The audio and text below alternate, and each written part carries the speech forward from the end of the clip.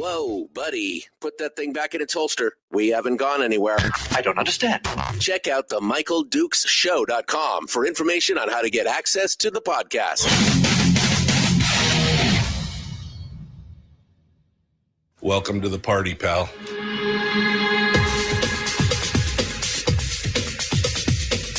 The Michael Dukes Show. The greed and the entitlement is astounding to me. What more could you want from a low-budget radio program? This is a dumpster fire. That's just BS. It is time to get a new perspective. We know just what you need, and we've got just the cure. Open wide and prepare for a steaming hot cup of freedom. I just don't fathom it. The Michael Dukes Show, streaming live across the world. Live around the world on the internet at michaeldukeshow.com and across the state of Alaska on this, your favorite radio station and or FM translator. Good morning, my friends, and welcome to the program. It is the Michael Dukes Show. We are, of course, broadcasting live across the world, the entire world on the interwebs and across this state of Alaska. Good morning, and how are you? It is Thursday, and kind of an unusual Thursday today. I had worked hard yesterday to try and get some guests on, some legislators especially, because I really wanted to talk about what was going on down in Juneau. And nobody wants to talk to me, man. Nobody wants. I don't know if they're just somebody's been listening and they're afraid that I'm going to lose my mind and take them to task and be upset about something, or if they just there's just too many things going on down there that they that they don't want to show their hand or let the cat out of the bag or whatever. But Yeah, it was. I got a whole lot of nope yesterday. Should should I mean, really, I got a whole lot of nope. Can't do it. Sorry, nope, nope. And so here we are. We are 20 days, 19 days away from the end of the legislative session here. And this is the marathon sprint, I guess, to the end. Now they must feel like they got a lot of it done because yesterday they did pass the new education bill. And I guess I should break down today's show for you today. We're going to talk about that and a few things. But first things first, I want to tell you that I hope that today you call in and help steer the discussion because quite honestly, I'm a little frustrated talking about, we've been going over this and I feel a little, I don't know what the word should be, impotent, maybe frustrated, whatever it is. I'm feeling that way. And I feel like, kind of I'm shouting into the void a little bit here on this. Now, a lot of you agree with me. I mean, I know the chat room is mostly in agreement with what I've been saying, but it doesn't seem to be it doesn't seem to be making much of a difference, I guess I'll say. And so I was hoping today that maybe you would take my mind off things, or you could reinforce it and agree with me or talk. But I've opened up the phone lines first thing this morning because I'd love to hear what you have to say, and like I said, let you help me steer the conversation. So the phone number to call today, if you're taking notes and keeping track at home and you got to pull your phone out, now's the time to pull your phone out if you want to do that. The number to call is 319-527-3864. 319-527-3864 if you want to call into the show today and be part of it. We'd love to hear from you. We would love to hear from you. Anthony in the chat room says battle weary would be a good. Yeah, I guess that's it. I'm a little battle weary. Like, we've been fighting this for a long time and we're, it's a frustrating thing.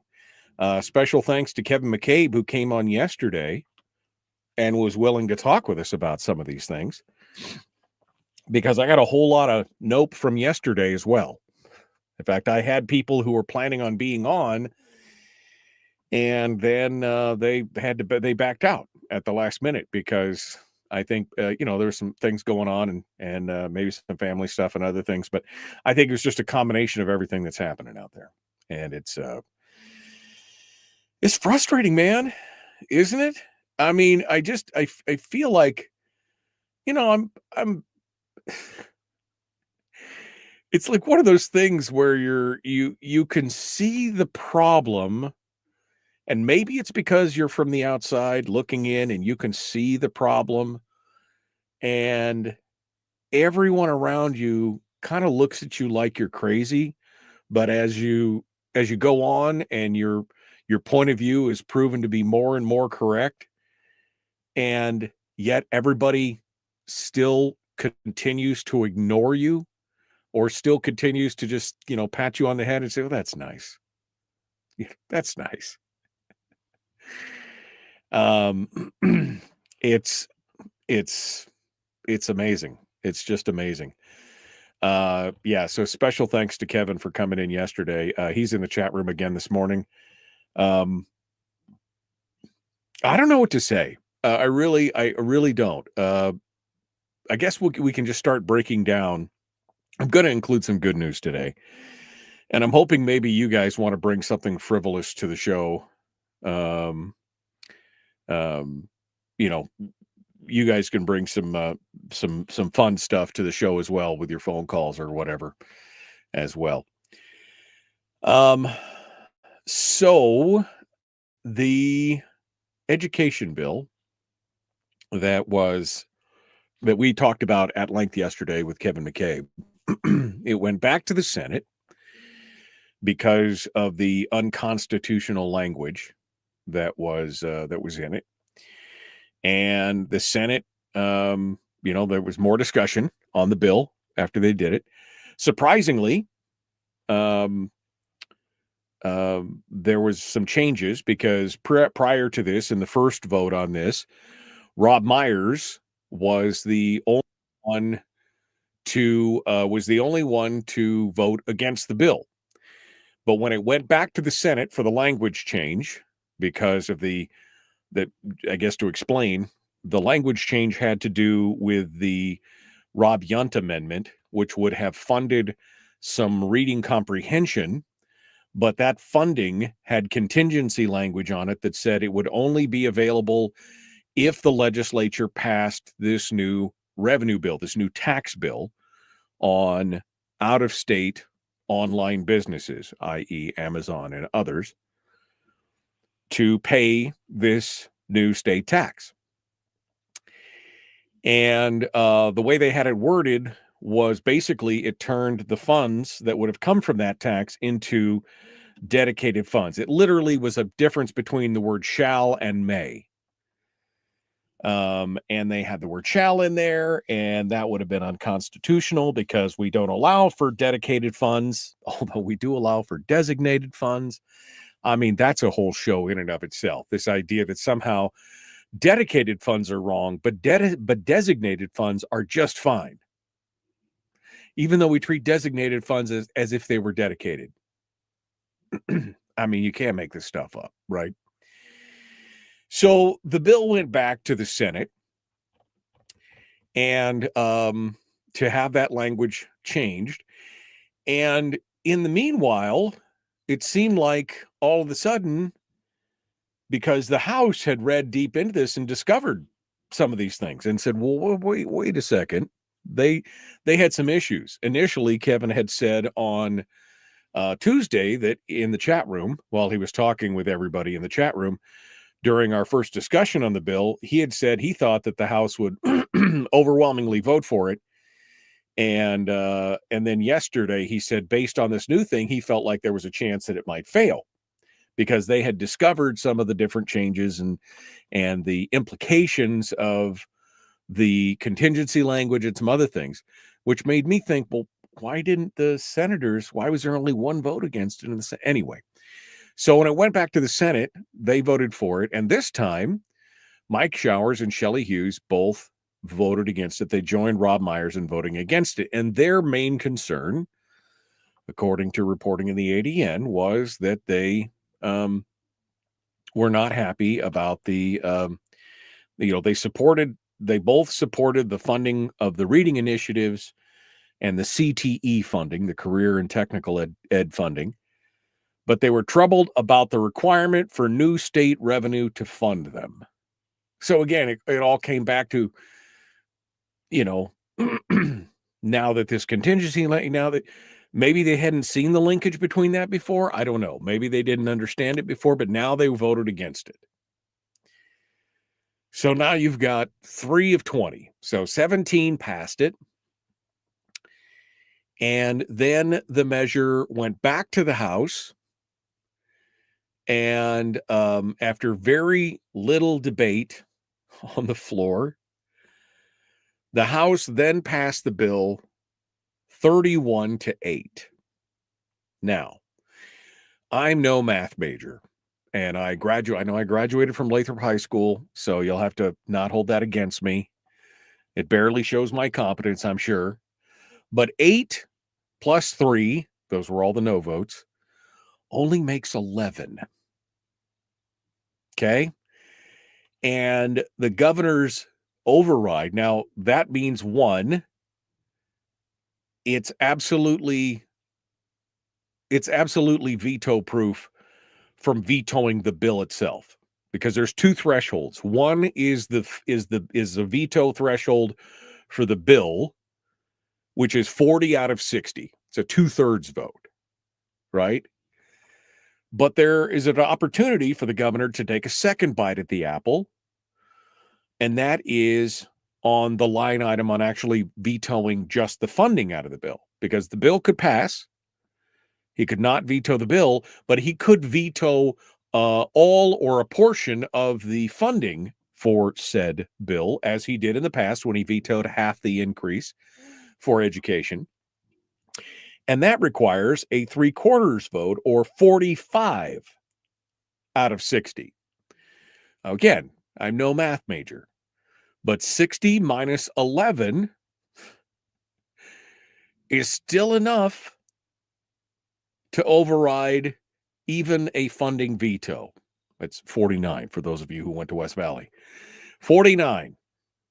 And 45 is the threshold for overriding. Now, that leaves us in an interestingly precarious position, meaning there would have to be another 5, right? Because all they have to have is 45 or more, and their 49 is where it currently sits.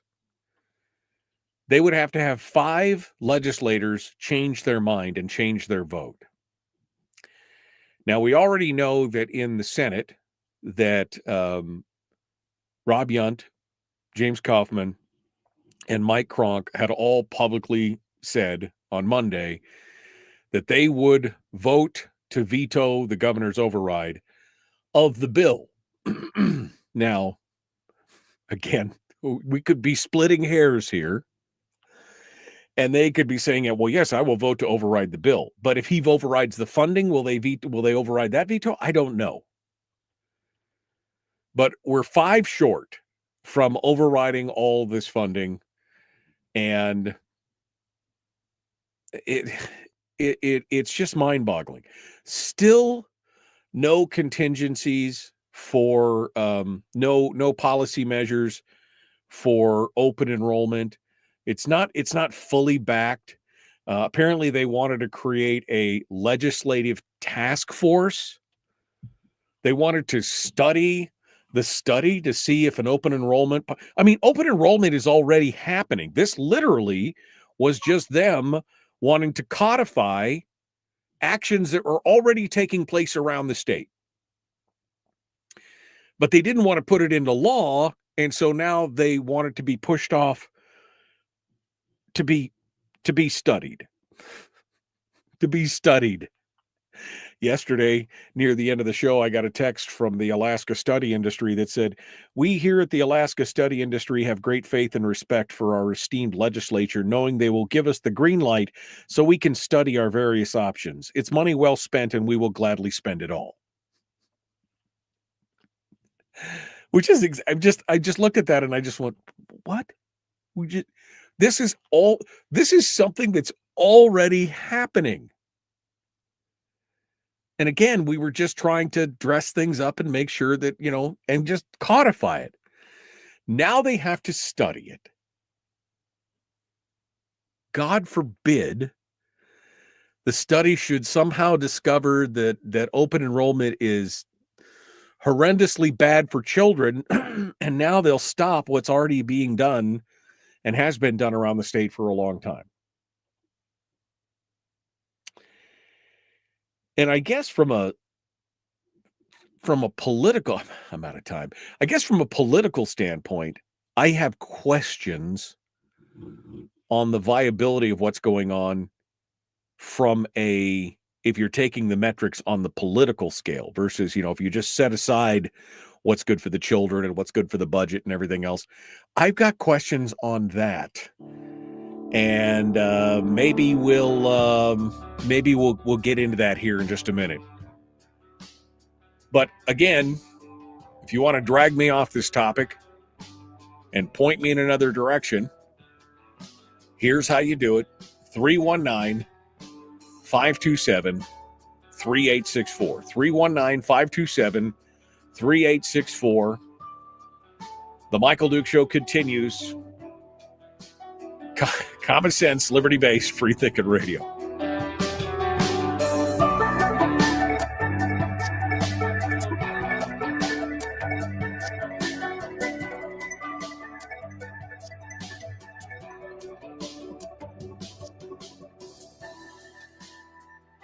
We're broadcasting live through a series of tubes. Allowing all of these entities to provide streaming stuff going on the internet. Well, it's kind of hard to explain. Sorry.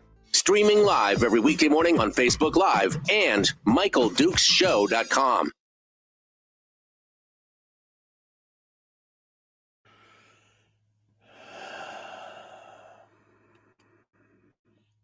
I picked the wrong day to stop sniffing glue, right?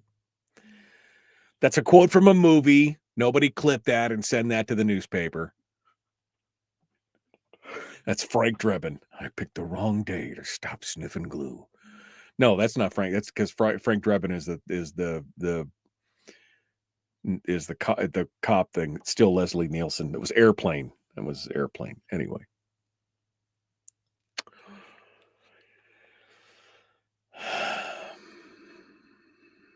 Let me go back here. See what you guys. Kevin says, "Welcome to the party, pal." When I said I was frustrated and everything else. Terry said, "Kevin, I have never been to such a miserable party." Kim says, "It's a dead horse, but it must be said." Yeah, it's true. One time about a week ago, says Henry, Must Read had 900 likes. I know. They just, they're a bigger platform than me. I don't know if Facebook just doesn't treat me right or whatever, but it is what it is. I'd love to have more likes. I only have 8 likes this morning. That's the problem. Everybody wants to hang out. Nobody wants to interact and help grow the show. That's a guilt trip, by the way. I'm just guilt tripping you.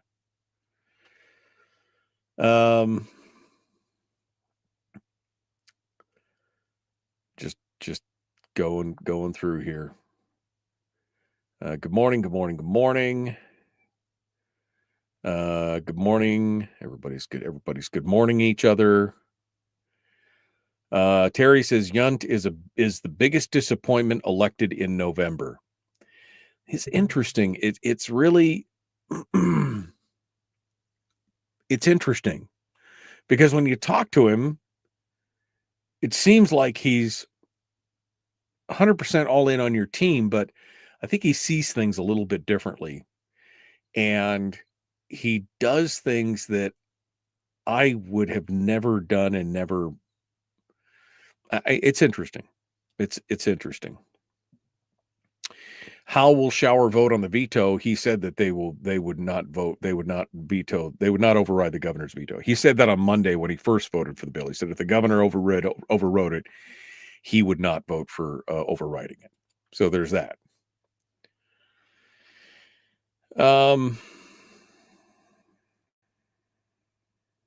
Barbara Henney just randomly said May 16th. I don't know if that was an answer to something else or. It's my birthday. Is your birthday today? Happy birthday, Bill.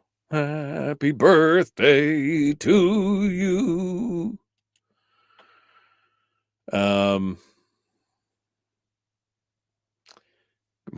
We need to get you an auto like button, says Kevin. I mean, yeah, it'd be nice if the first time you logged in, and if you logged in 3 days in a row, that it would automatically like it every time you jumped in from there.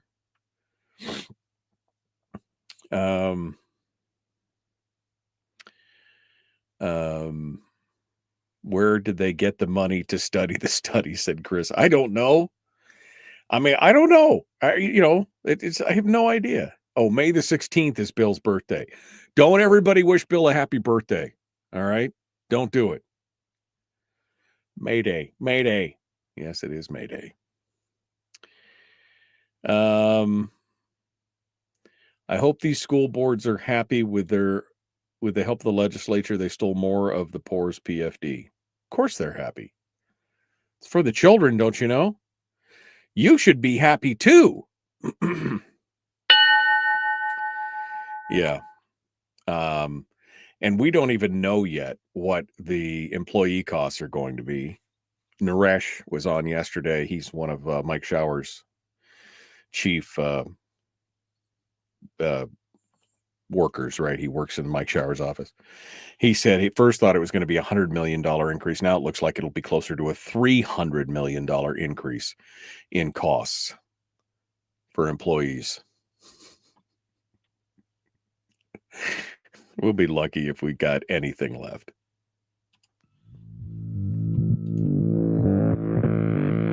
Public enema number one.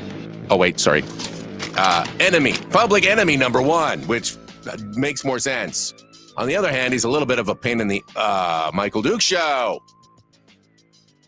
Okay. Guys aren't helping me out here. I'm trying not to get irritated and agitated about this whole thing. And I was asking you guys to kind of distract me, and you guys are like, nope, this is exactly what we want to talk about. Apparently, this is exactly what. So I said I was going to talk a little bit here, and we're gonna focus on this here for a second. But my question is, why? I don't want to poo-poo bipartisanship. But when you have a team that's sole motivation, and it seems like everything that they do is aimed at painting you into a political corner, which is why they kept bringing this education bill back up, even though the original one had no chance of passing and everything else. And we were asking why. And we figured, well, it's all a political maneuver to try and lay this at the feet of Republicans. Why would you vote for a bill that didn't have all the things in it that you needed? Like all the policies that the governor, who is ostensibly the highest elected Republican in the state, has said, these are what I want. Now, the governor's office hasn't said whether or not he'll veto this. And I'm sure there's a lot of political calculation going on his end. He can count as well as I can. But why would the Republic? I mean, two questions. One, why would the Republicans or the smaller government, and it seems like all the smaller government Republicans voted against it in the end. The 11 people, I would count most of the people who voted against it as what I would consider to be smaller government Republicans. But why would they vote for a bill that did not have all the pieces that the governor has said, I need these pieces in the bill? Why? I mean, is there a political quid pro quo going on here where they're like, if I vote for it, then they won't come after me during the election cycle? I mean, is that part of it? But more importantly to me in this respect, why would you vote to put something like this on the books in a permanent way? And we talked about this yesterday. So again, I don't want to beat a dead horse, but I mean, it's important for people to understand the difference between funding inside the formula and funding outside the formula. We already know that this year, the fiscal year 25 to 26, this new budget that they're working on is in deficit, a tremendous amount of deficit. And we still don't even know the full extent of it yet because we're still waiting on the new negotiations for the employee benefits, right? And it's been rumored. We had Naresh from Mike Shower's office jump in the chat room yesterday or day before and say, hey, remember when I was talking about the new employee benefits could cost us $100 million or more? I hate to tell you I was wrong. It looks like it might be closer to $300 million more. Now, that's on an ongoing basis. That's annual. So whatever our deficit is, you can just add another $200 million to it. And now, because they voted for this inside of the formula, it's going to add another 178 million. It's going to add another 178 million every year from now until the heat death of the universe. That just adds, it's multiplicative. It just keeps going and going and going and going and going. I guess that's not multiplicative. That's just, anyway, it just goes on and on and on. Why? I mean, are they just tired? Are they just tired of, we don't want to talk about this anymore? Because it's not over. This is not the end of this debate. You want, what was the first, doggone it, too many windows. What was the first thing that was said about this? Where's my, here it is. Nikiski Republican Jesse Bjorkman. He said the quiet part out loud. We've secured a short-term solution, maybe, but our long-term needs still need to be addressed, said Bjorkman in the ADN. And until we're able to come up with a bigger solution that provides the resources that students vitally need in order to have an effective and appropriate education, we'll be spending a lot more time until we come up with that solution. Which means next year we're back at it for more. Because they didn't get their $1,808 or 1963 or whatever maddening number they've come up with. This is just, you give them an inch and they will take even more. You blinked. This is what happened when people came off the full PFD, right? They came off the full PFD stance and they went to the 50-50, and those on the other side said, oh, well, if you're at 50, well, now we're at 75-25. We'll meet you over here. And they were like, no, we compromised and came off a full PFD to 50. And I said, no. Compromise means you meet us over here at 75-25.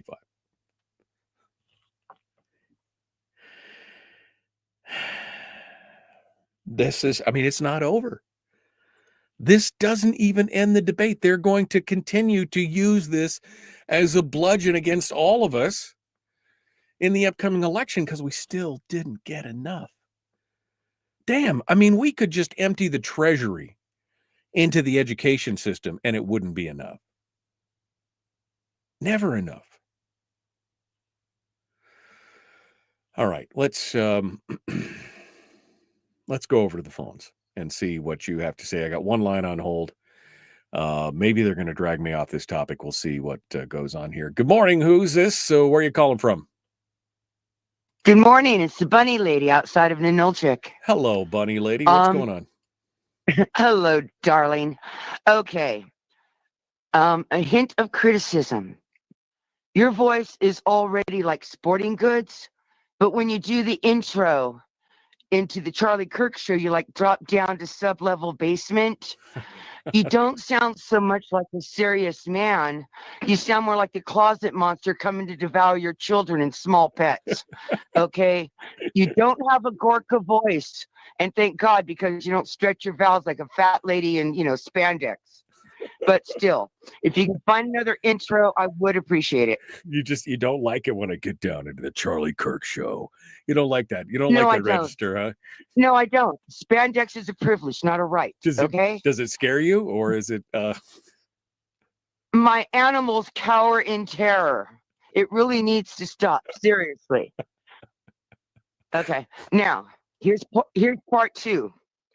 And by the way, in a way, you're helping with one of my bucket lists. I want to thank you. I've always wanted to go from like white horse to dead horse to see what killed the horse. Now I know. Thank you.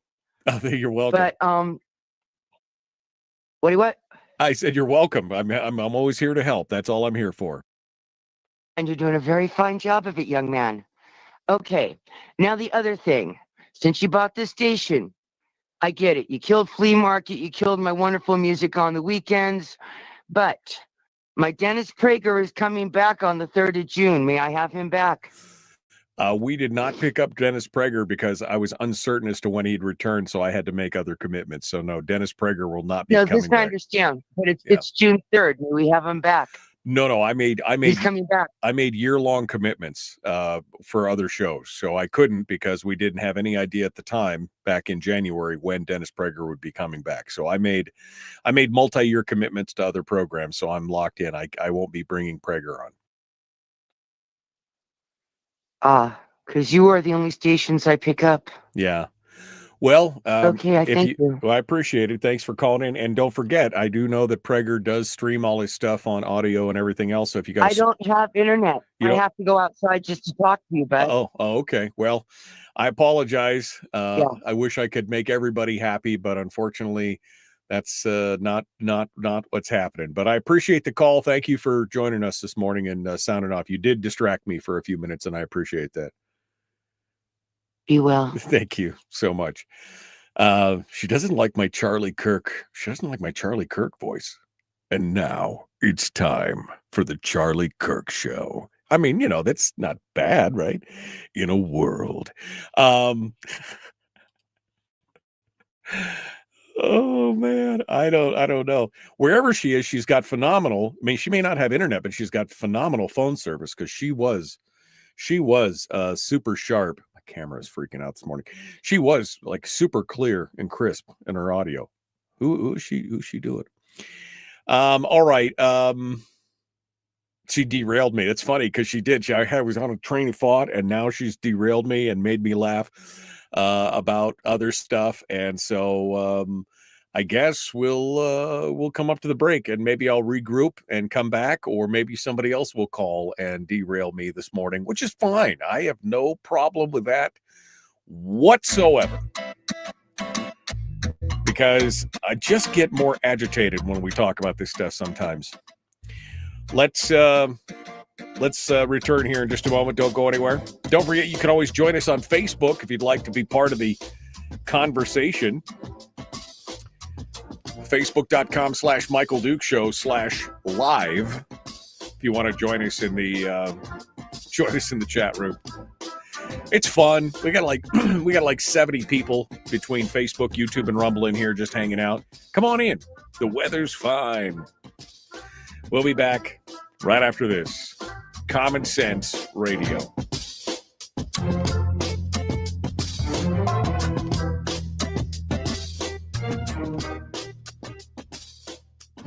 If you missed the show, you can listen to it on your time with Dukes On Demand. Oh, and it's free. Like America used to be. Streaming live every weekday morning on Facebook Live and MichaelDukesShow.com.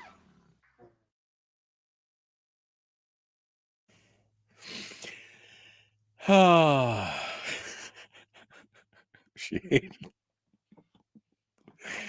killed her flea market. I killed her weekend music on KGTL. Like, I did. I'm a bad man, guys. I'm a bad man. Yeah, no, I got Rotel and Velveeta when I was at Costco the other day. Man, it's going to be great. Harold says, congrats to the legislature for finally passing an education bill. Well, yeah.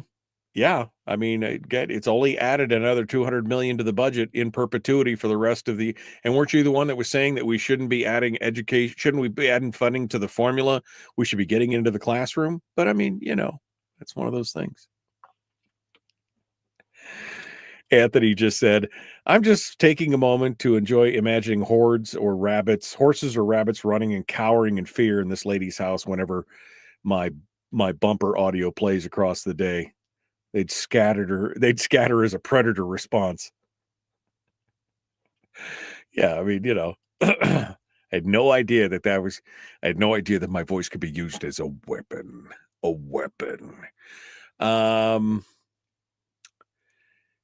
Kevin says, this bill was a steaming pile of leverage.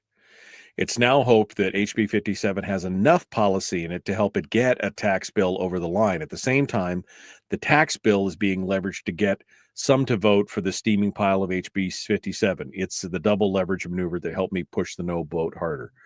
Yeah, I mean, that's exactly it. They're trying to get the Republicans to capitulate on the tax side by giving them some policy and making them vote for both. And that's a good point, Kevin, which I hadn't gotten to yet, but I was thinking the same thing. This is and this is why I feel like in some ways they kind of bamboozled Yunt in this. They kind of drew him in. They kind of, oh yeah. You support this bill and we'll support your reading education thing. It kind of and maybe he went in eyes wide open. I don't know. But now he's supporting their policies in that regard. This unicorn bill that Wielechowski talked about. I read who was it that I was reading? I read a piece the other day. Who was it? Oh, it was Phil Izon. Phil Izon has got a newsletter, and he's like, Bill Wielechowski is obviously not an economist and not a financial guy, and he goes, and I'm a financial guy, and there is no such thing as a zero. The tax. I mean, he goes through this whole thing about the tax and how it's not a unicorn and people will pay and everything else, and it's just like. It's exactly what it is. We're all going to pay at some point. We're all going to pay for these taxes. But anyway, it was a way for them to put Yunt into their pocket on this bill to get him to support the tax bill by leveraging it. And now they're doing the same thing and leveraging it in both ways. It's just super interesting.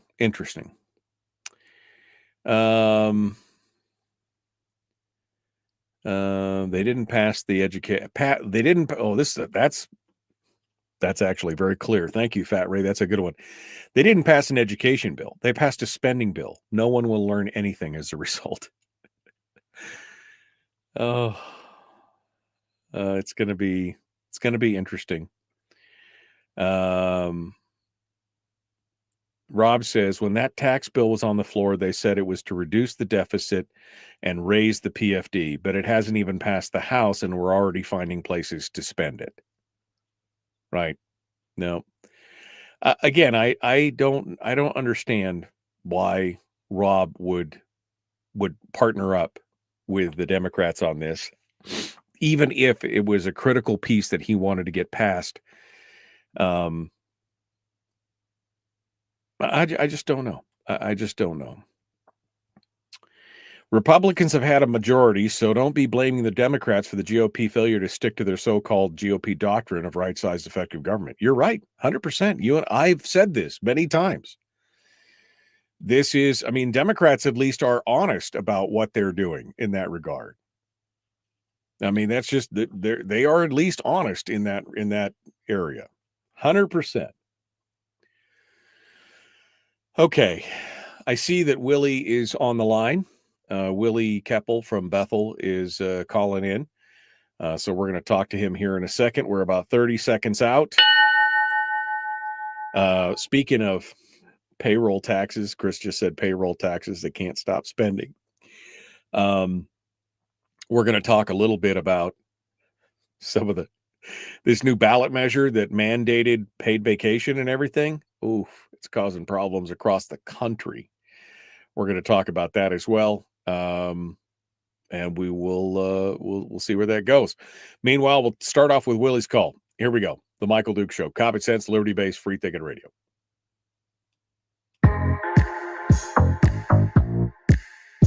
The Michael Duke Show. Not your daddy. Wait, sorry. Not your daddy? Ooh, not your daddy's talk radio. Whew. I was scared for a second. Thought we were going down. Here's Michael Dukes and the show.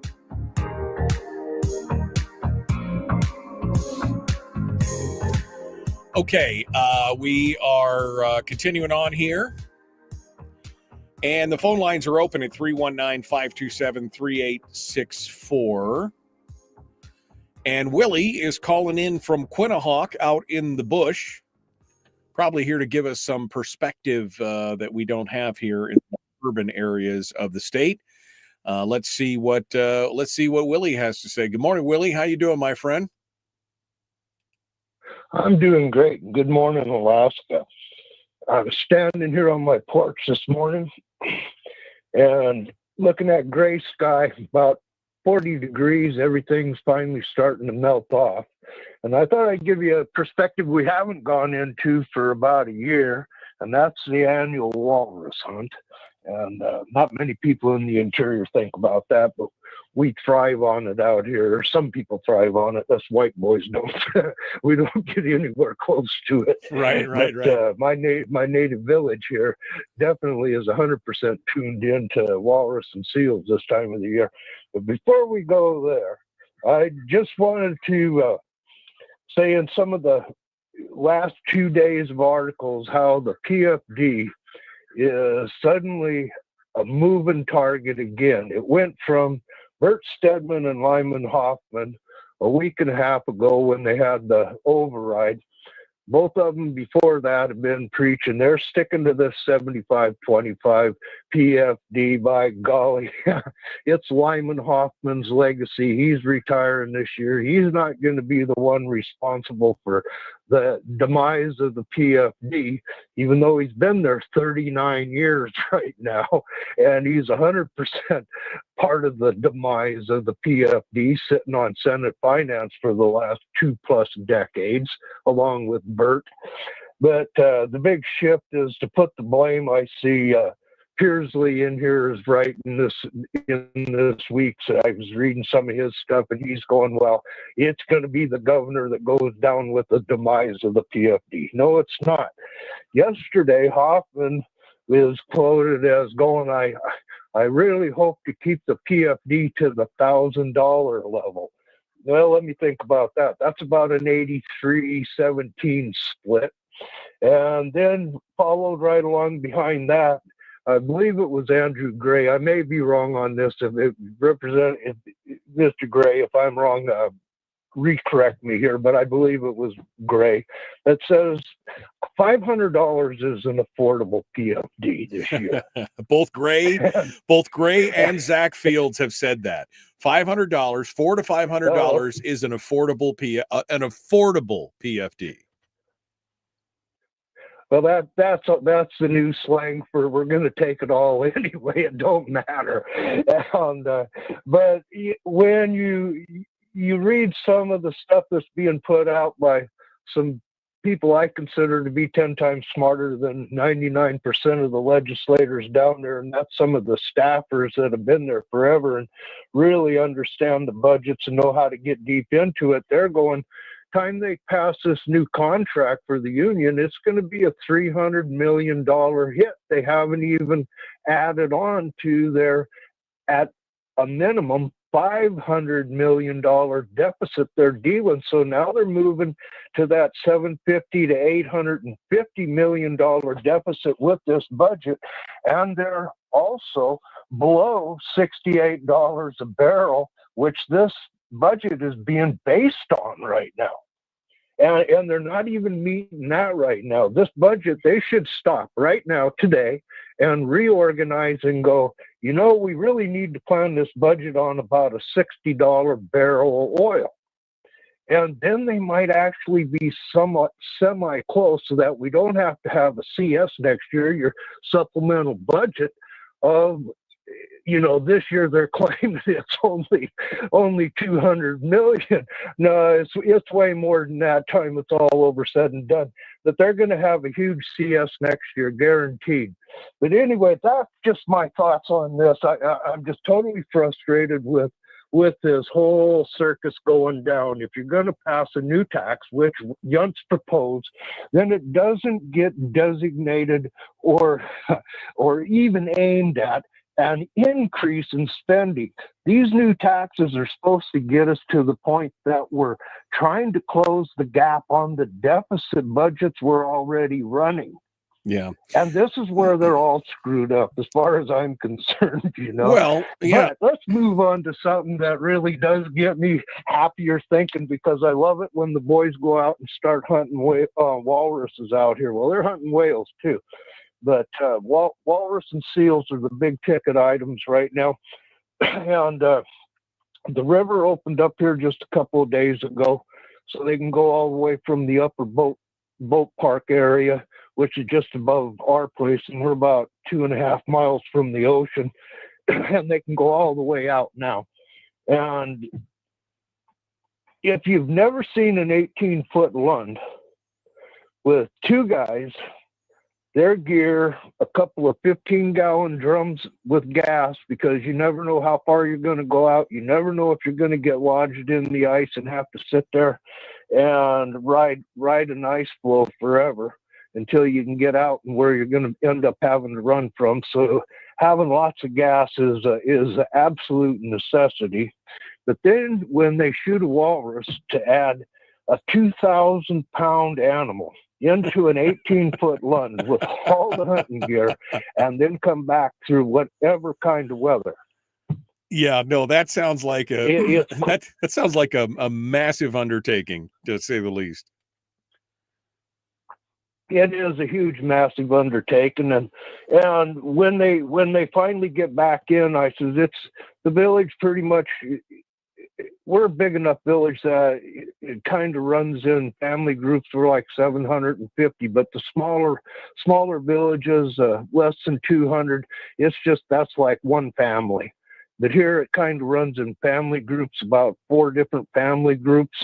And it ends up with, a family group going down pretty much, and they pack off an entire walrus really fast. And I don't know if, I've always said that, if the tariff shut down everything and you can't buy nothing in your supermarket, well, I guarantee you the Alaska Native out here is going to be alive, well, and healthy.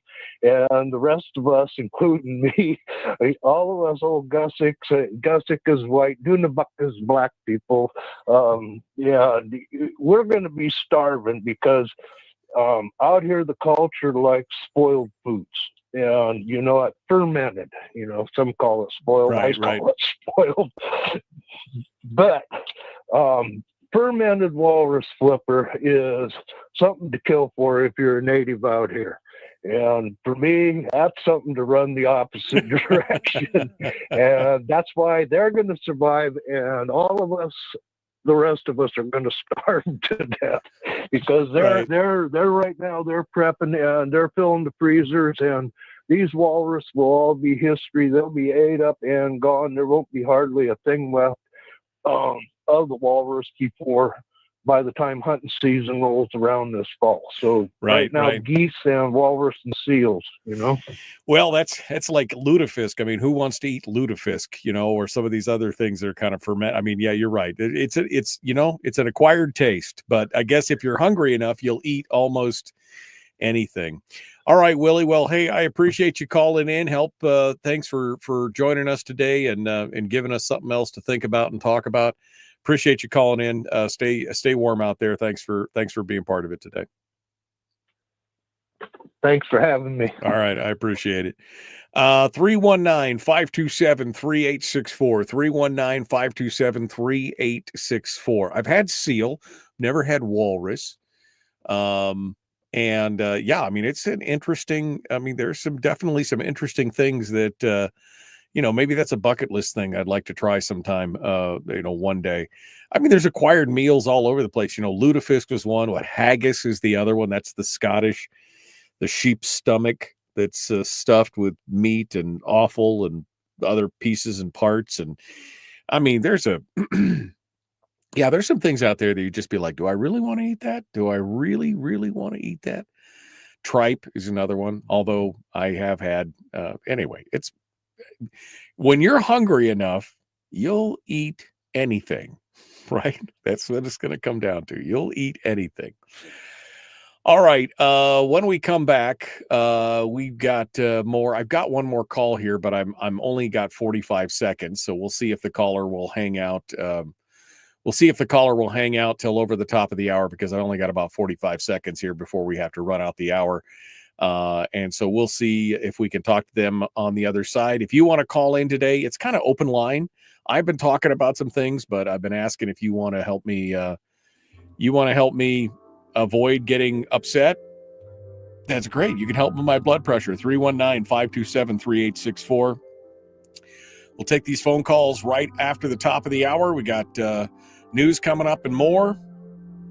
Don't forget, again, you can always join us out in the chat room together with our friends here on Facebook, facebook.com/Michael Duke Show. All right, we'll be back with more right after this. If you got to go to work, you got to leave us. All I ask is that you be kind and you love one another and you live well. Those are my 3 exhortations to you. Back with more right after this.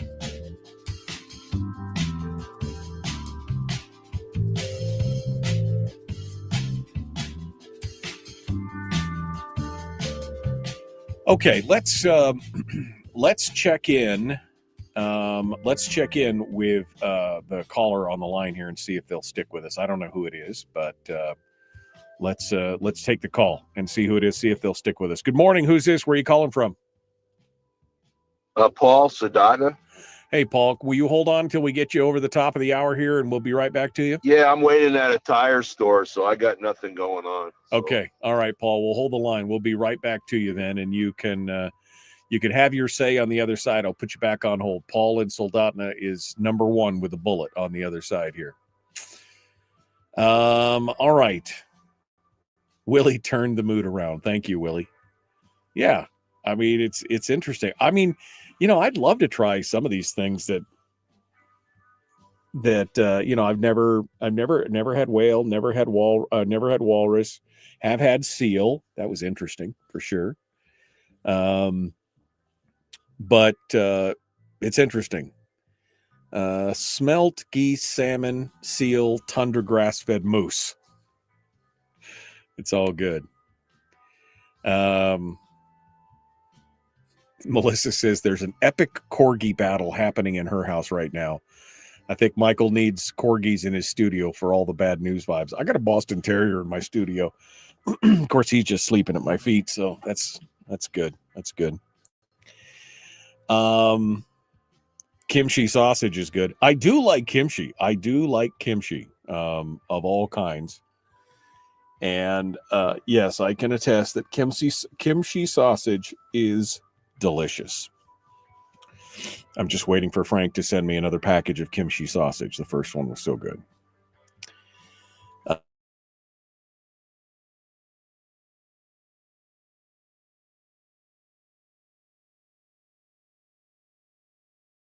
And they said, yeah, rattlesnake tastes like.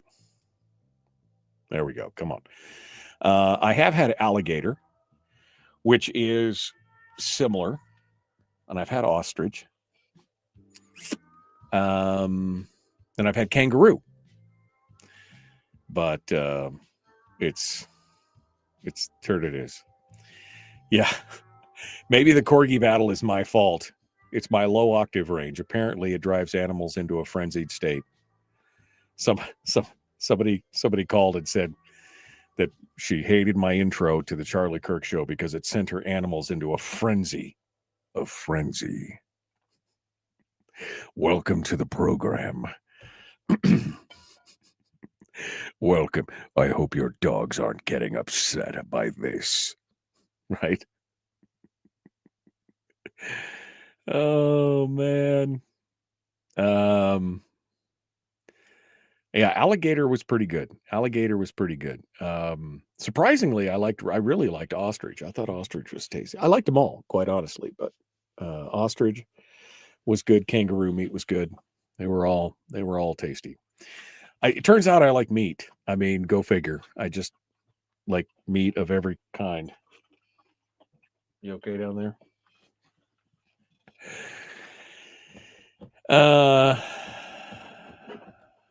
All right. I had a small piece of whale once, said Harold. Once. Never had walrus before.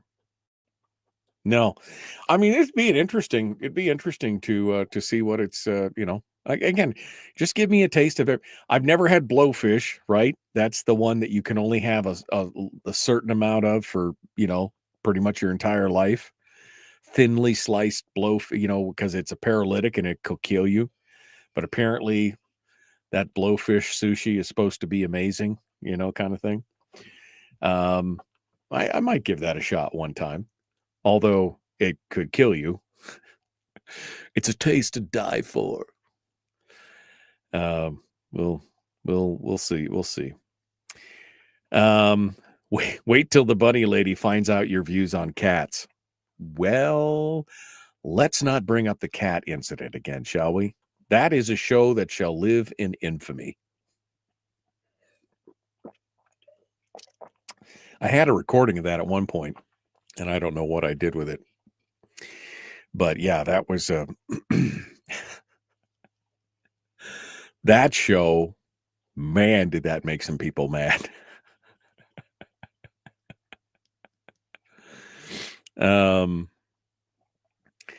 And then Harold says we had tenderloin beef. Well, yeah, I mean, come on. Who doesn't love a little tenderloin beef? Come on, that's great. Boy, my stuff all of a sudden this morning is super laggy and slow. What's going on? All right. Hide. Okay, now it worked. Okay. All right. Paul in Soldotna is still hanging out with us, and we're going to be here in just a second, and we'll see. What do you mean food trucks don't have sinks? Most of the food trucks that I've looked inside have sinks. Why wouldn't I mean, I don't know what you're talking about, Robert. I don't know what you're talking about.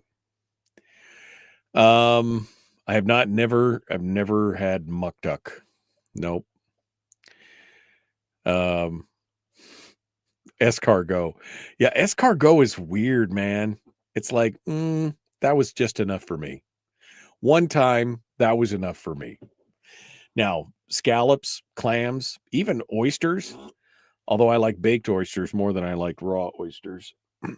We have a place down here called the Broken Oar, and they've got some amazing baked oysters. Amazing. Absolutely amazing. You okay down there, bud? Where are you? Oh, did you?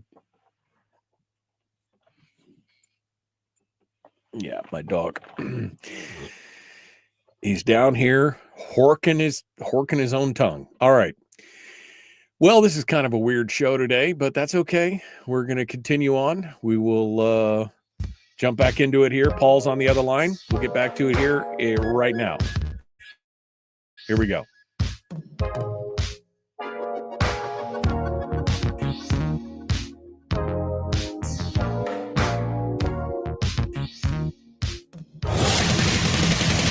Whoa, buddy. Put that thing back in its holster. We haven't gone anywhere. I don't understand. Check out the MichaelDukesShow.com for information on how to get access to the podcast. Welcome to the party, pal.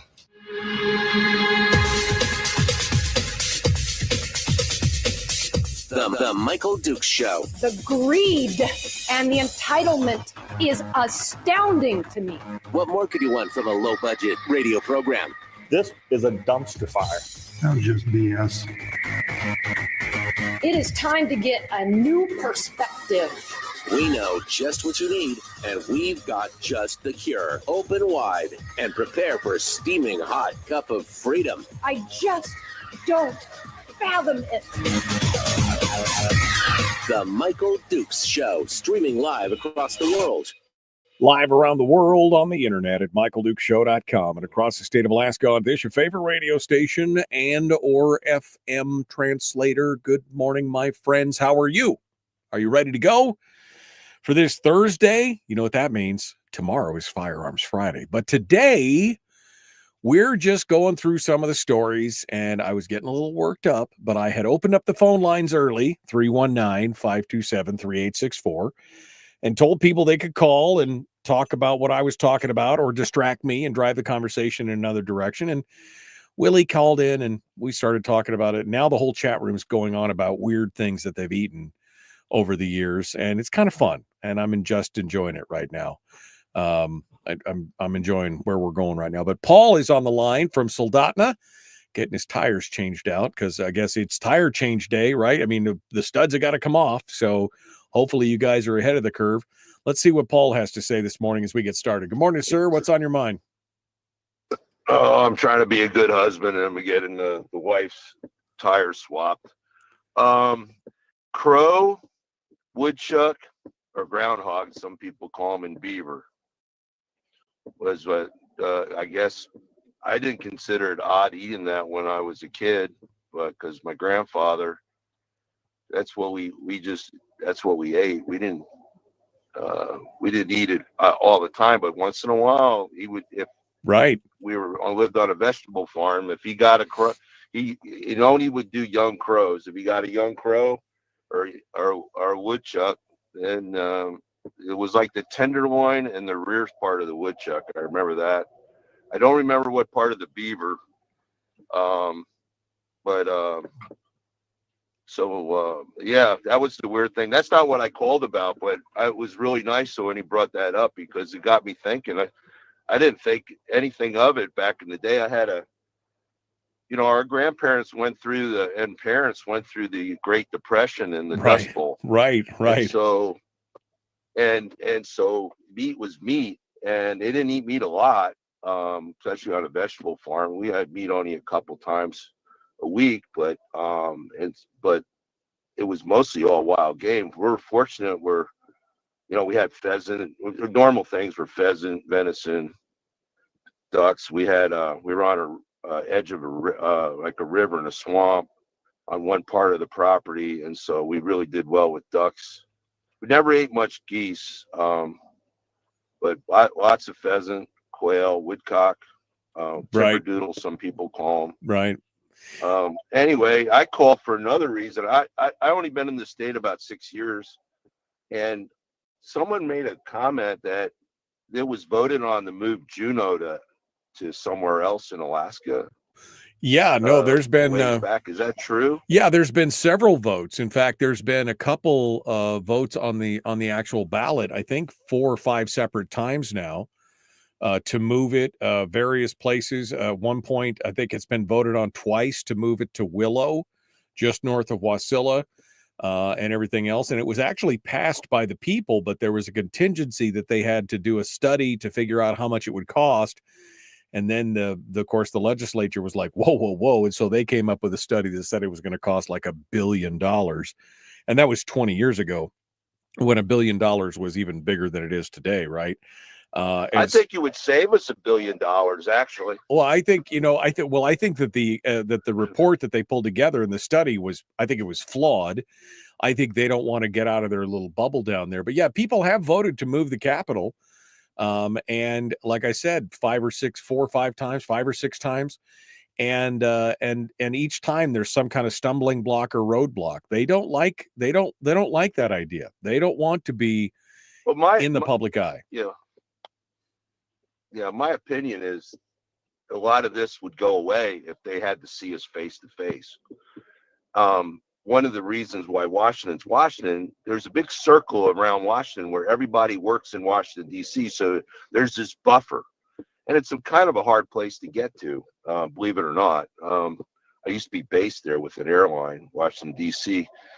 But people, being on the East Coast,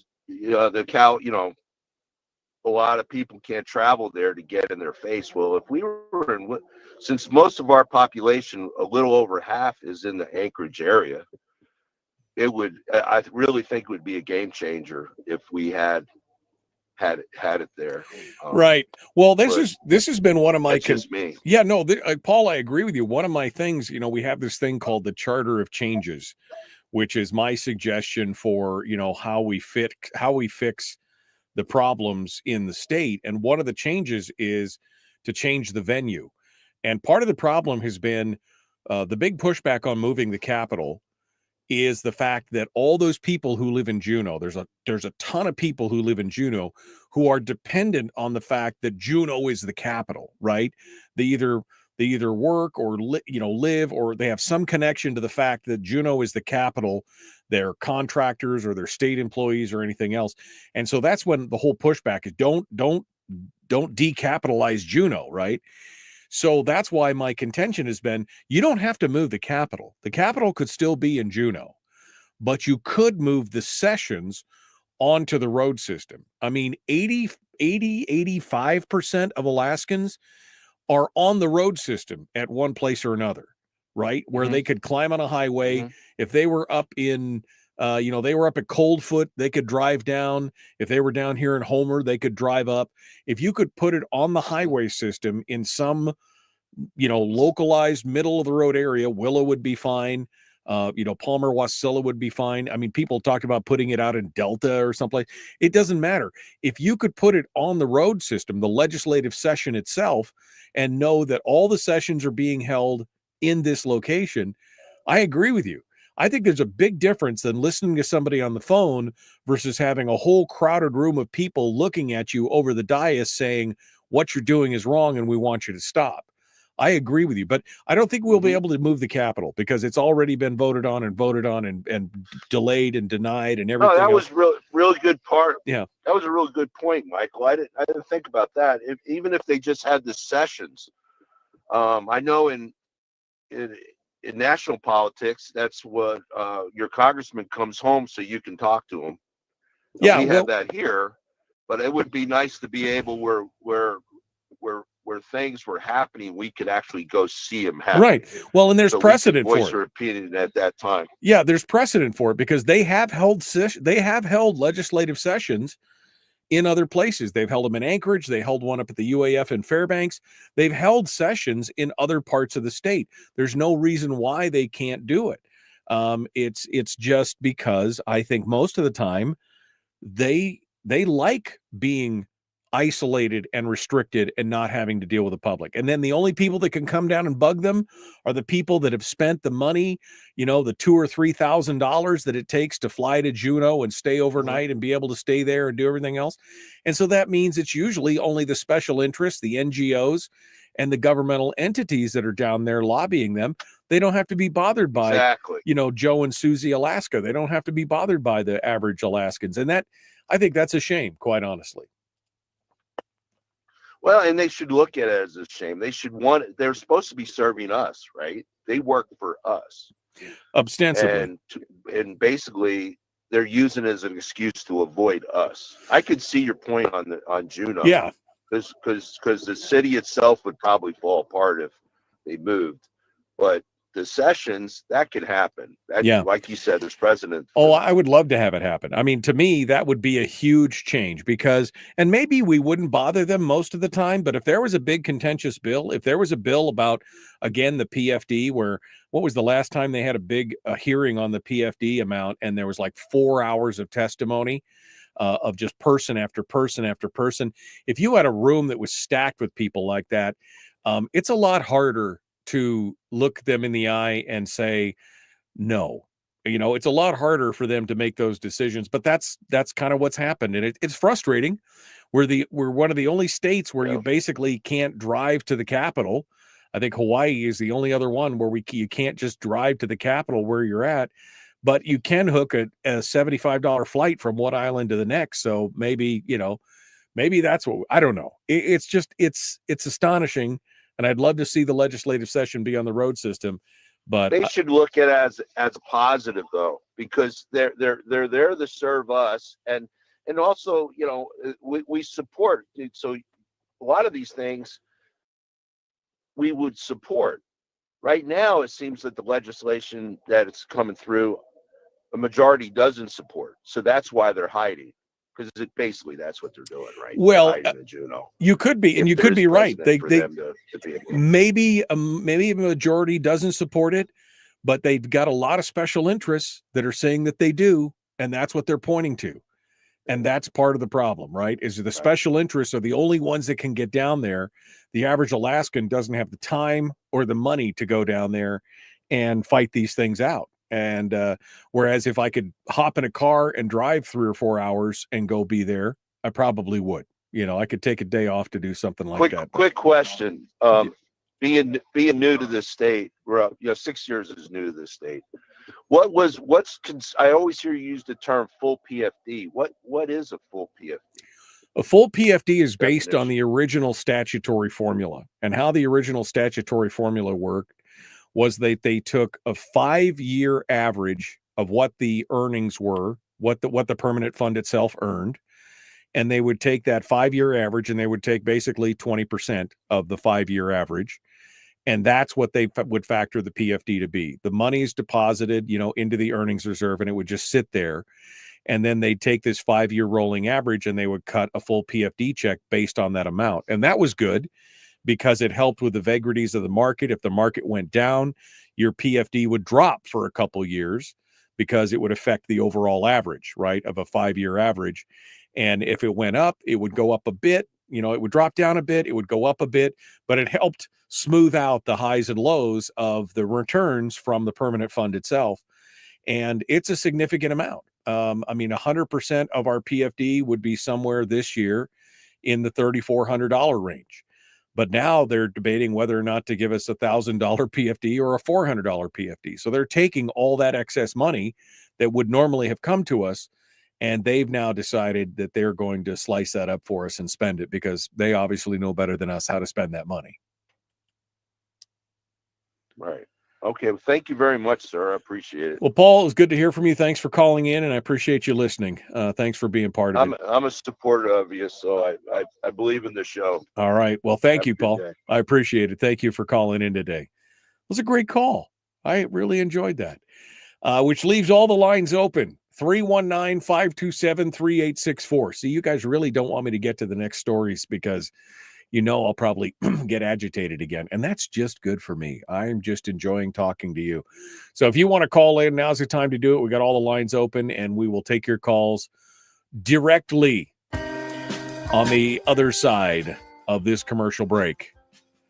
We will continue. For those of you who are just joining us, yes, the new education bill did pass. And yes, it looks like it may be veto proof. And the governor may not even be able to veto the funding of it. That's a higher threshold, but it looks like they may have the votes for that.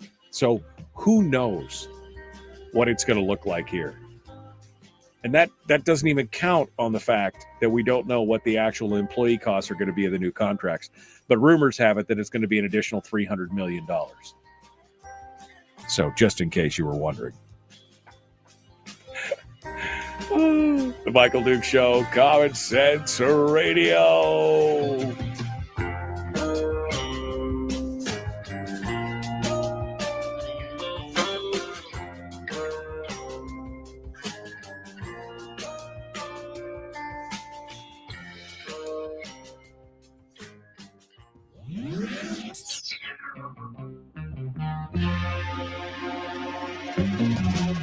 Running on 100% pure beard power. Oh, also some coffee. We dip our beard in coffee. Nice beard. The Michael Duke Show.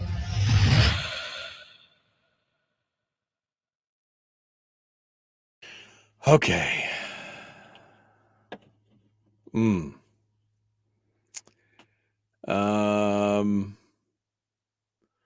All right. Let me get over here to see what you guys are talking about. Mother's Day coming up, May the 11th. We're only 10 days away from Mother's Day. I hope you guys are getting something nice for mom. Ptarmigan. Beaver crackling is great. It's like pork rinds, but with beaver skins.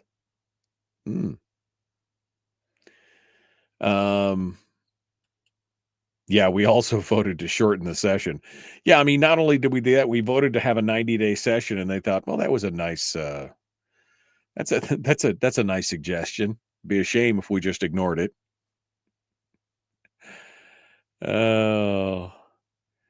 Weirdest thing I've eaten has to be monkey. Was deployed in training back in 98 out of Wainwright to Guam, and during some downtime, we went out drinking with some Australian soldiers and some Navy boys. And I found a hot dog street vendor selling shish kebabs at 2 a.m. Long story short, after eating 2 of these, I tried asking the tiny, only non-English speaking Filipino lady what they were. And then she proceeded to start making monkey noises and gestures. Was it good, though? Was it tasty? I will say some of the best kebabs I've ever had was in Guam. Was in Guam, and some of the best stuff I've ever eaten. There were some good eats in Guam.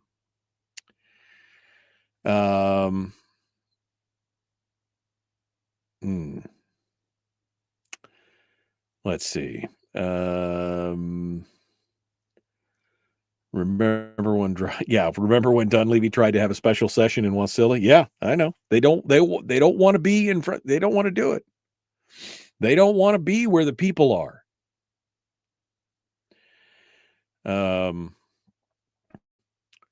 Yeah, it's $2,000 to go to Juneau, says Melissa. She said, I spent $2,000 on plane tickets and a place to stay when I went in January, and I had a couple of $100 for food over 4 days.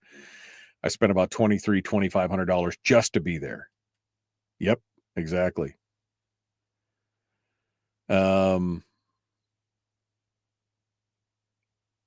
see.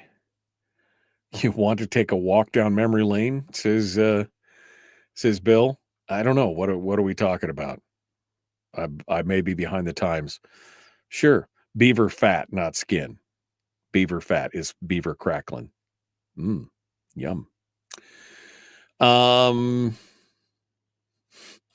Eating monkey, and now we have a new virus. I mean, whatever. It's all a gamble. Might as well play Russian roulette with something, right?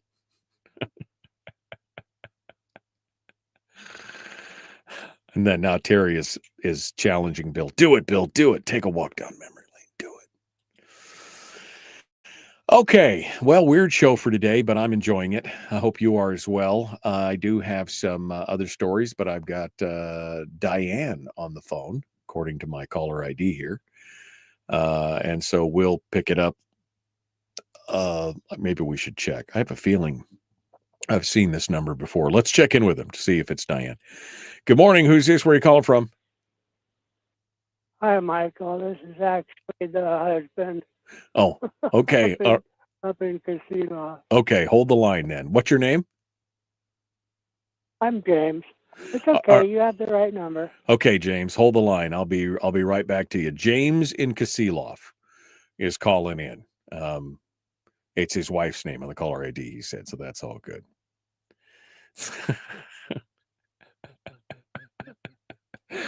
Bill, we can't take you anywhere, man. We just can't take you anywhere. Oh, man. All right. You guys talking about all this different kind of food, and all I want is a big mess of scrambled eggs and sausage and bacon and protein, man. I just want a big plate of protein right now. That's what I want right now. Okay. We're going to continue ahead here. We got more coming up. I'm going to try and get some of this good news as well. But first, we're going to take James's call, and we'll see if anybody else wants to get to be a part of it. Here we go. The Michael Duke Show. Common sense, liberty-based.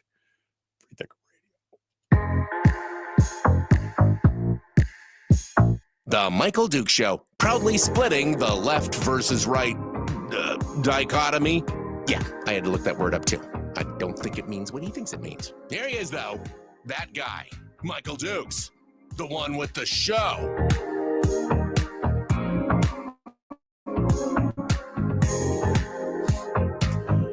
Okay, well, let's continue on. Kind of a freewheeling Thursday today.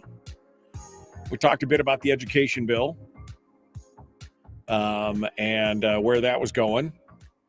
And then I got sidetracked. We got talking about weird food and things like that. And now we just talked about where the legislature's going. But James is on the line from up in Kasilof. So let's see what James has to say. Good morning, sir. What's on your mind?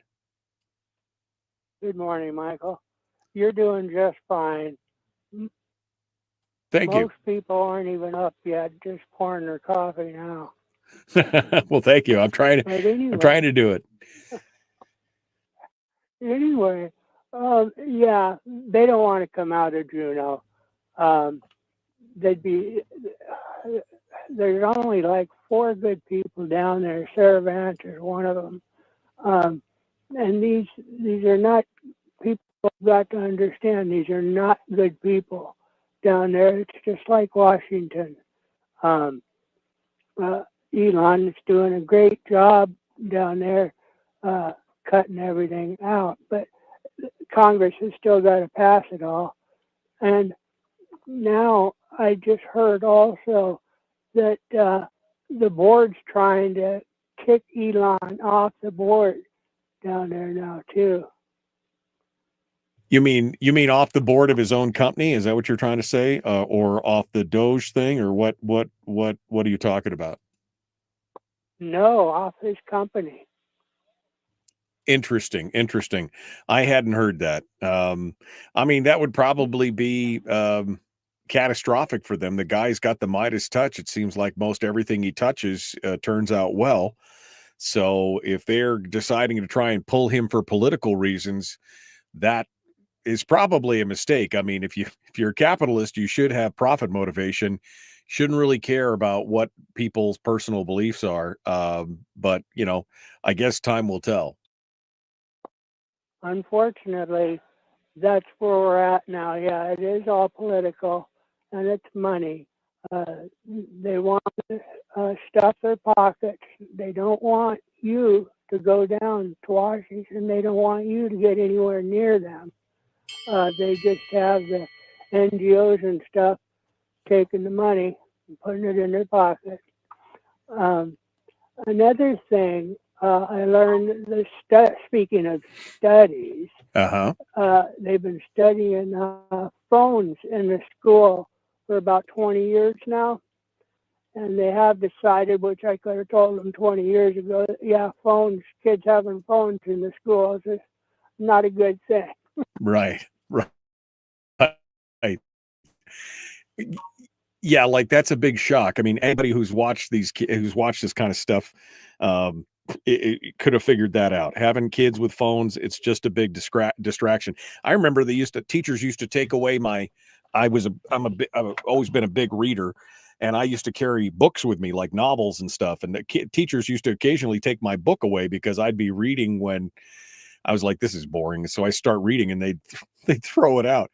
So they'd take my book away. So, I mean, I can't imagine what a cell phone would do to kids who are bored and lack the attention span to keep with it. I imagine it's not a big surprise. Yeah.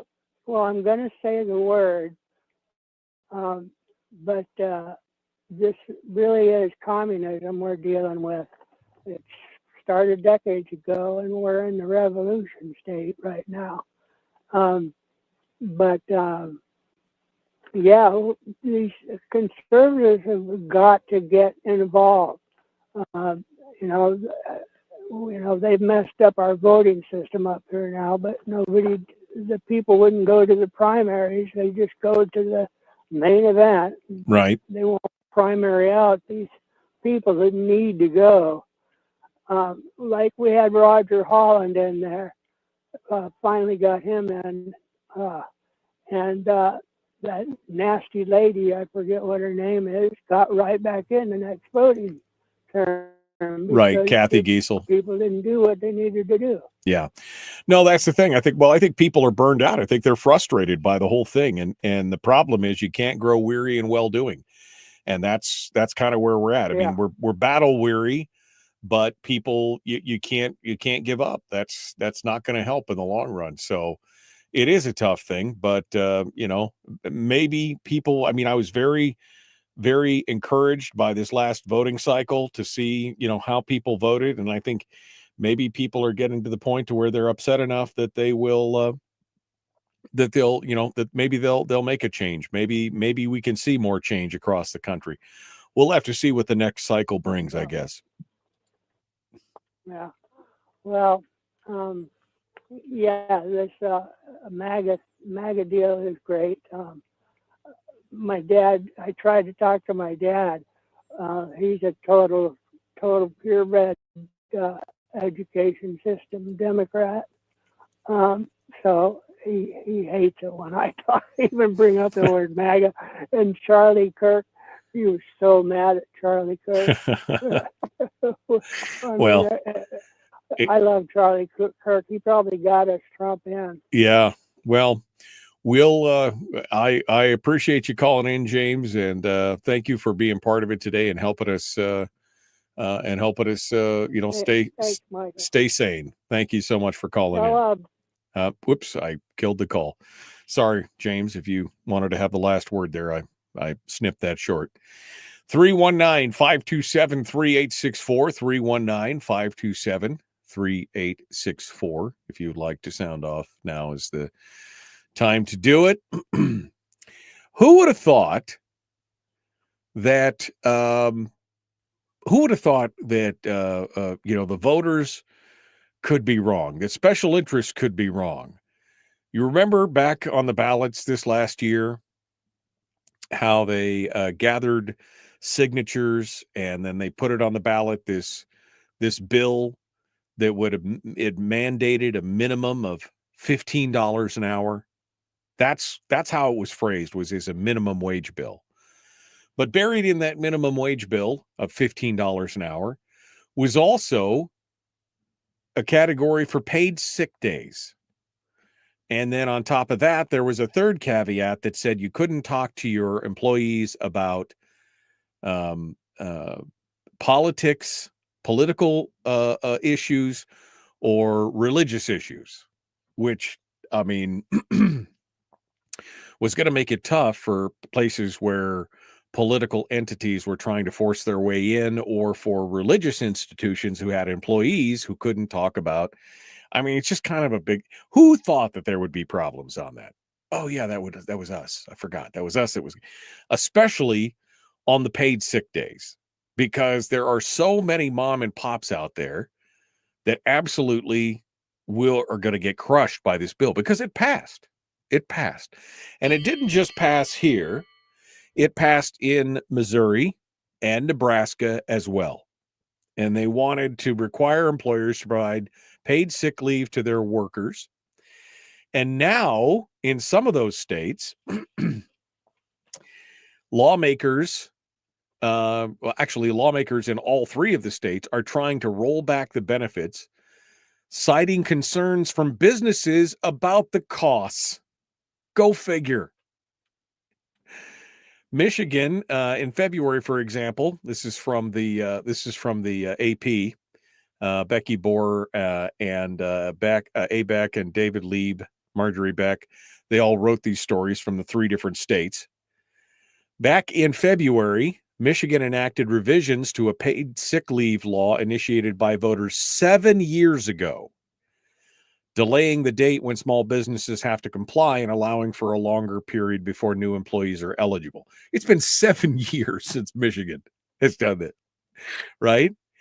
That has outraged some voters, but lawmakers contend that citizen advocates who crafted the initiatives overlooked the realities of running a business. That's because most of the places in like here in Alaska specifically, this was pushed forward by the unions. And unions have no concept, nor do they care about the realities of running a business. We've seen that in many of the negotiations where they demand things that would essentially bankrupt a business, and they're just like, take it or leave it. Restaurant owner Tim Hart in Hannibal, Missouri has a steakhouse that employs about 24 workers. And he said the paid sick leave requirement imposes a double financial hit because he has to pay one person to stay home sick and another to fill the shift. He said he's urged the Senate in Missouri to halt the law. He said, when this goes into effect, we very likely won't survive. The paid sick leave laws are set to go into effect today in Missouri, July 1st here in Alaska, and October 1st in Nebraska. And it's a tough time. Representative Justin Ruffridge has put a bill in that would exempt seasonal workers and businesses with fewer than 50 employees from the sick leave requirement. That could exclude many catering to Alaska's summer tourists. Ruffridge, of course, is a member of the House minority. He said small business owners should be able to choose whether to spend money on sick leave benefits or other measures to grow their business. I would love to see this, but it's not going anywhere. Why? Because the House is controlled completely by the Democratic majority, who are beholden to who? Yes, the unions. There's no way this is going to go anywhere.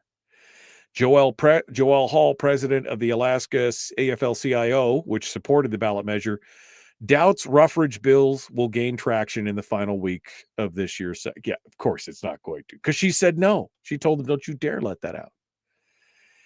But she said, I believe this is the beginning of a long battle to protect voters' wishes from the wills and whims of the business people who don't want to pay sick days. Here's the thing.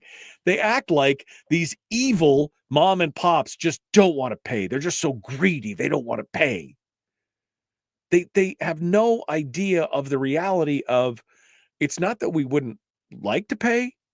It's just that there's not enough money. I mean, if you want to pay $25 or $30 for a hamburger, okay, then we could do it. But how are you to compete in that regard if you can't afford to? Well, we'll just drive the cost of everything up. Everybody will pay more to make sure that these employees have. Who could see this coming? I mean, who would have thought? Who would have thought that this is what's going on? It's going to be a huge problem, folks. It's going to be a huge problem in the future. When this goes into effect on July the 1st, you look for some serious ramifications for what's going on across the state of Alaska. It's going to be problematic, to say the least. All right. Phone lines are open again, 319-527-3864, but we are up against the break. So we will continue here in just a moment.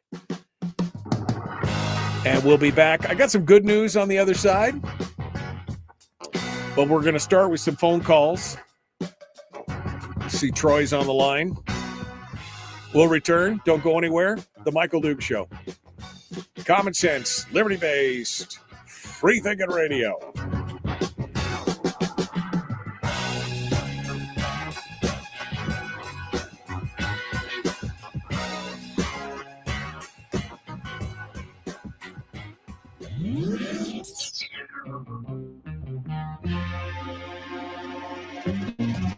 Listened to by more staffers in Juneau than any other show, because their bosses told them to. And after what they just heard, oh man, they're going to be pissed. You're a bad, bad man.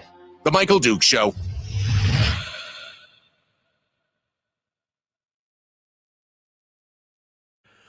Okay, we are in the break right now. Troy is on the line. Troy, we're going to be to you here in just a second. We're going to see what's going on.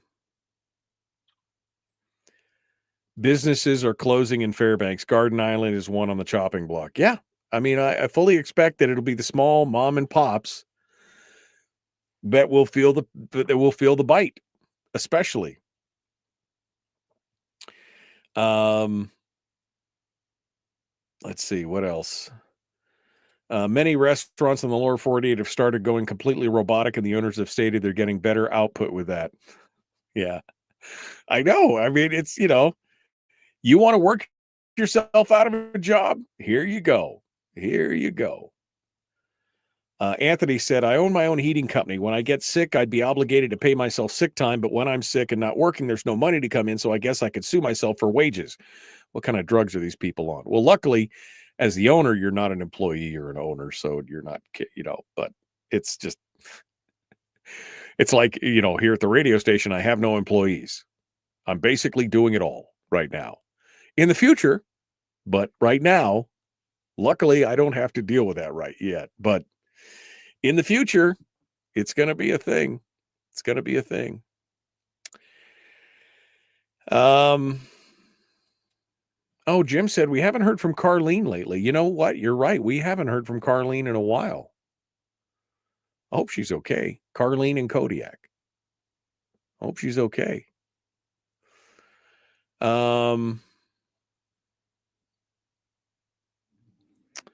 I'm just scrolling backwards here to see. Well, somebody else was asking about the lady from Kodiak that used to call in regularly. That was Carlene. Carlene was the one that used to call in. Been a while since we've heard from her. All right. Yeah. Being an owner, if you don't produce, you don't eat. Amen to that. I can agree with that, Harold. Absolutely. That's what you got to do. That's what you got to do. You got to do that. You don't produce, you don't eat, which is something that employees don't have to worry about. I mean, at least sometimes in the short term, depending on what job they're at. All right. I guess I'm all caught up. Remember when the Union thugs shot out the liquor store windows in Fairbanks because Odom was delivering there? I don't remember that, Willie. How long ago was that? Maybe I just wasn't plugged into that whole debate or struggle. I don't remember that at all. All right, don't forget, tomorrow is Firearms Friday. Your chance to sound off on issues of a 2A nature. We're going to talk about guns. We got Willie Waffle. He's going to be with us tomorrow. We get to talk about the Thunderbolts, which I'm excited to go see for sure. So that, and I am working on another guest. I don't know if I'm going to be able to, you know what? It reminds me, I got to send another message trying to get a guest back on for tomorrow, but we'll have to see. We'll have to see what, let me see if I can, did I get a response? I did not. I guess I'll have to, I'll have to send a text. He's like, don't do that. All right. Let me send a text right now.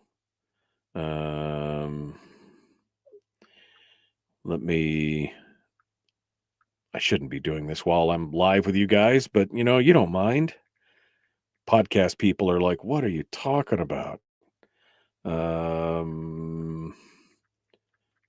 if I don't do it now, I'll forget. And there we go. Boom. That was it. Message sent. See how easy that was? Didn't take out too much time. It's all good. Oh man, my phones are dinging off the hook. All right, we're going to jump into this here in just a minute. We're about 1 minute out. I also have some good news stories that include the Amish. I mean, you don't see that too often. The Amish, and also some DIY SOS. Got some fun stories. So we're gonna talk about that after we talk with Troy, who's up first. First come, first served. We're gonna jump into that here and continue. All right, my phone won't quit dinging this morning. I don't know what the deal is. All right, let's continue here in just a moment. The Michael Duke Show, common sense, liberty-based, free-thinking radio. We will continue with Troy right after this. Don't go anywhere. Like, share, subscribe, ring the bell, do all that stuff. And if you haven't liked the show yet, why not?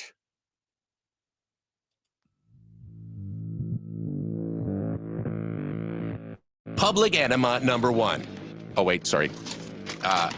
Public enemy number one, which makes more sense. On the other hand, he's a little bit of a pain in the Michael Duke Show. Okay, we're continuing now. I got some good news, but before we get to that, phone calls reign supreme. Troy's calling in from down here on the peninsula. Let's see what Troy has to say. Good morning, my friend. What's on your mind? Morning, Michael.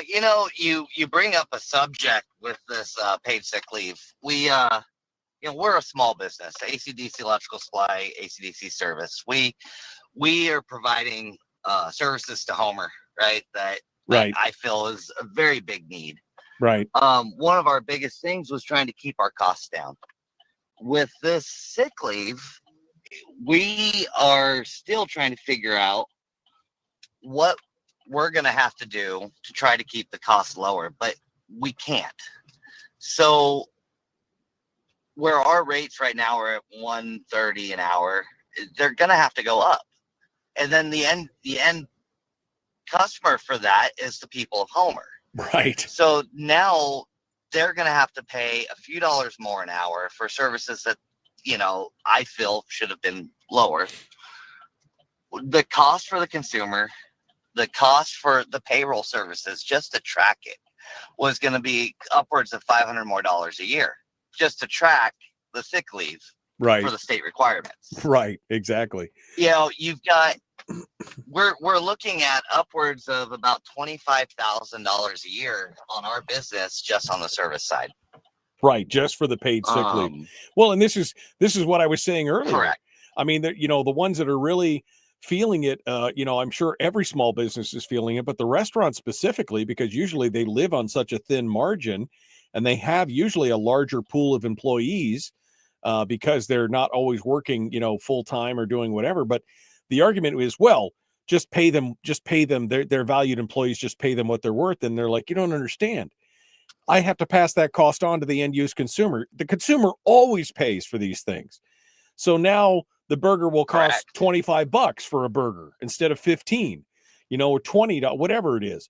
And they're like, oh, well, but because everybody now has to. So you're okay with driving the price of everything in the economy up as long as you guys are getting what you want. To me, it just makes no sense. People know it's a negotiation when you go into a job. You take a job knowing whether or not they are offering paid sick leave or not. I mean, that's part and parcel of the deal. You made that decision. It wasn't like anybody held a gun to your head to do it. Absolutely. When we hire, we have a decent sized crew with us, and we pay them very well. But we did that for a reason. We paid them well because we're paying them, what they're worth. The cost of living in home or in Alaska is already high as it is. So we want to make sure that their families are able to have food on their table. We want to be able to have them not have to worry about next week's paycheck. In doing that, we're paying them a higher wage than the national average as being an electrician, period. A higher wage than the Alaskan average to be an electrician. Right. So now you're just adding to this that we were already paying a higher dollar amount for the employee. And,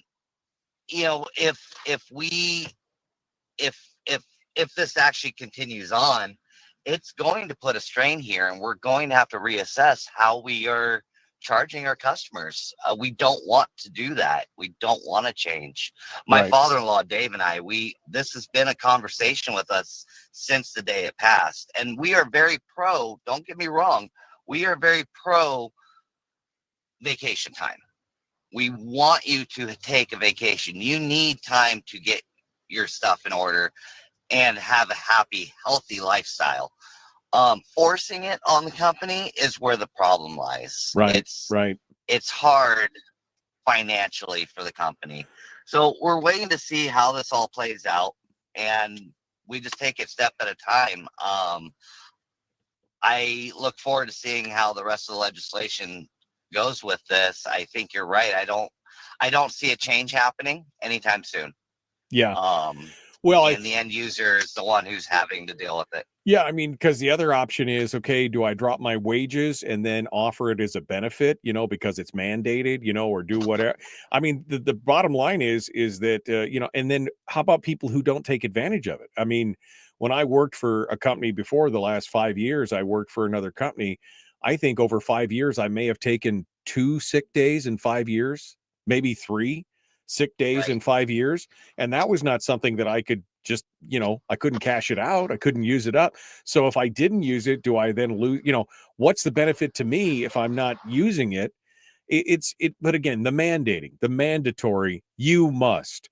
This is a free and open society. We should be able to have a negotiation. If an employee wants it from an employer, they need to negotiate. If the employer doesn't offer it, then they, again, there's nobody holding a gun to their head to be at that location. And if the wages are competitive or beyond competitive, then sometimes you just got to make do. That's what happens. We can't fix everything with a government mandate. Nope, I agree. And Michael, I appreciate you bringing the subject up. I won't hold you up any longer. I got to get into work, but let's see how this goes, and we will do as our company for Homer the best that we can to keep it as low as possible. Well, I got to tell you, I'm worried because, I'm you guys sponsor my show. I'm excited. I'm worried now. Now I'm in danger. See how it works? See how this trickle down works? This is some crazy stuff. Anyway, thanks, Troy. I appreciate you calling in and giving us your perspective today. Yeah. I mean, because that's the thing. Then they have to make a decision. Can we sponsor a local softball team? Can we sponsor a local radio show? Can we help? Can we help out? Do we have more money for charities in the communities or other things? And of course, then all that money gets sucked up into something else. And again, the government mandating it is the problem.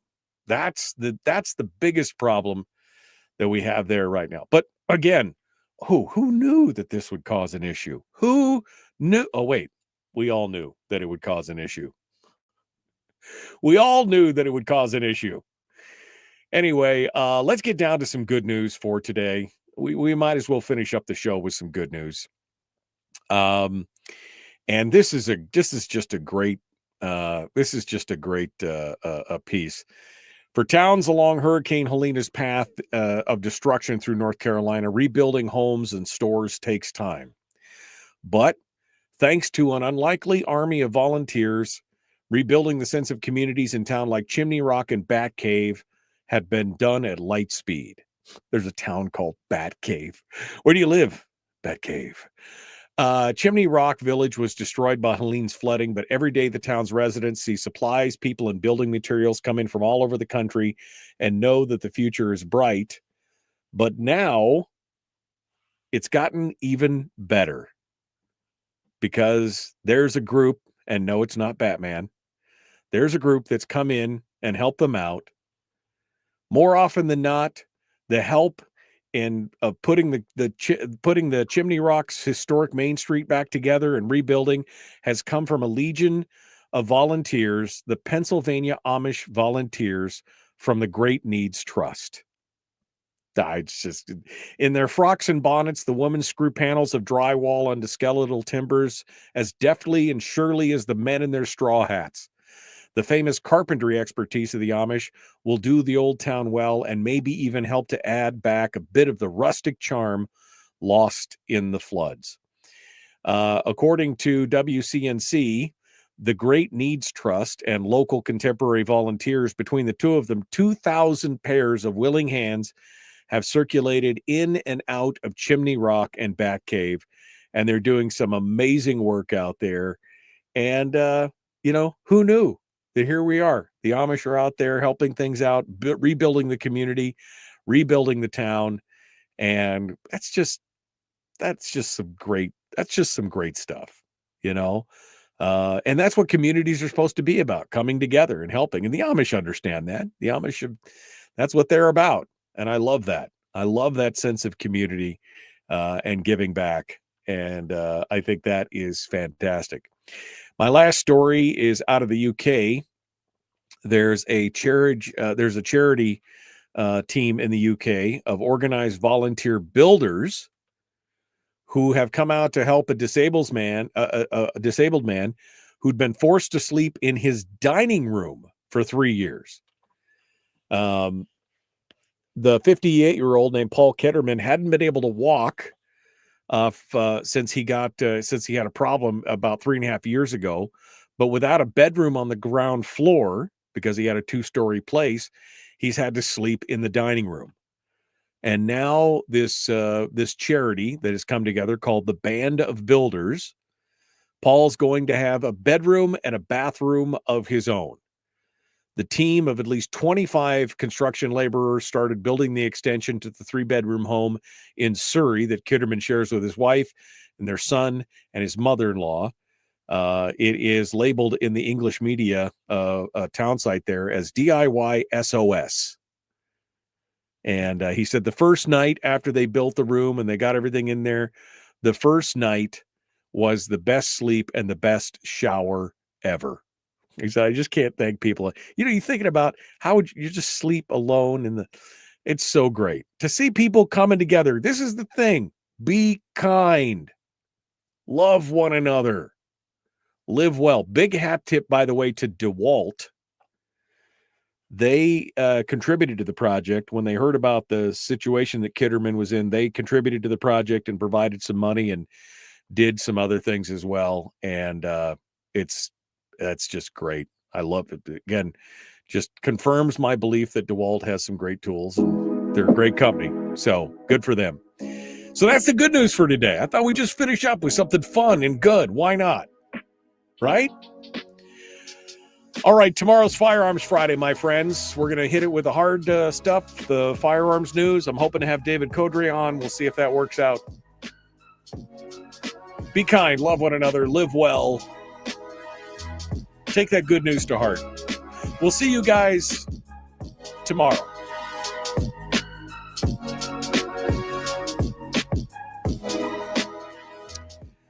Okay. Well, that does it.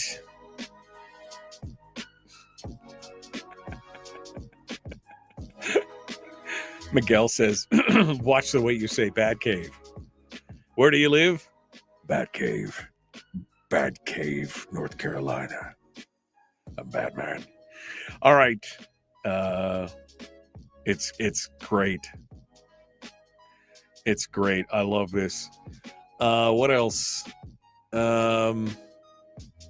Mike Shower's next visit to your show should be interesting. I agree with that. Ben Carpenter said, until business owners prioritize a business-friendly legislature, government-centric legislators will continue to prioritize government over private business. It is a competition. Yeah, that's crazy. Yeah, it's amazing. All right. I think there's a guy's got real talkative there for a little bit. Yeah. All right. Well, we got to go. I just spent $40 on cheesesteak with fries and soda. Will not do that again. Yeah. Well, I hear you. But that's where it's at. All right, folks, I got to go. We'll see you tomorrow. Have a great day.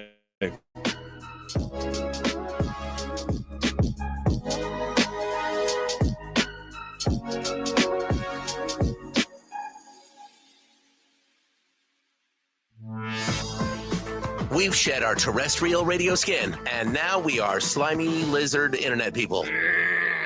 It's the Michael Duke Show.